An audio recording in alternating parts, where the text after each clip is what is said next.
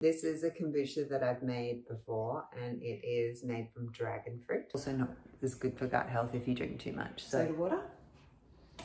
Look at the colour of it. It's insane. You start off by getting a cup of sugar. Put that in there. Any kind of black tea. Going for 12. Now I'm just going to add some boiling water to the mix. So just want to like dissolve the sugar and get the tea to be nice and steep. Sugar at the bottom to dissolve. I'm going to turn it off. I'll just let that sit there for a bit. Start doing the second ferment of our kombucha. So I've got these clean glass jars, nothing crazy. I just put them in the dishwasher and they've been sitting in the cupboard for a few days. The first ferment of kombucha in there. I wish you had smell-o-vision. This is like vinegary smell. Really healthy SCOBY on top of my kombucha. You can use fresh fruit if you want, but I have just got some frozen fruit because it's just heaps easier, because I really like berries. Sweet berries in the bottom. Look at the color of this dragon fruit. It is insane.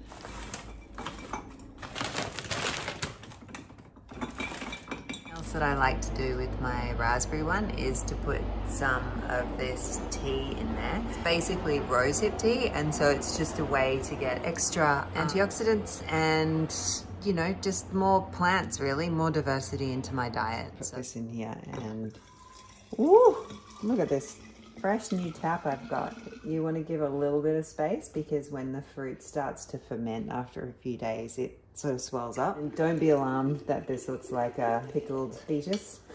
That's just SCOBY.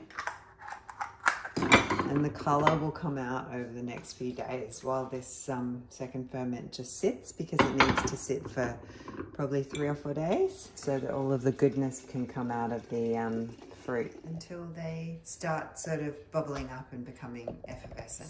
There's sort of just a little bit of liquid left in the bottom. We'll fill this up again, this mixture, but we need to cool this down because if this is too hot, it will kill the beautiful symbiotic culture of bacteria and yeast. Add that into here.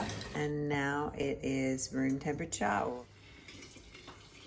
I'm just stirring it for a second just to get everything mixed up. So then I put this lid back on. Because it's fermenting, you don't want to put a permanent lid on. So I just use a hair elastic and some old fabric. Over the next few days is that another layer of SCOBY will form on top. 7 days, you will be ready to go through this whole process again. So what I do is I just strain out the fruit and put them into a new bottle, and then I put them in the fridge. It's actually really easy once you've got the bottles and, you know, the process is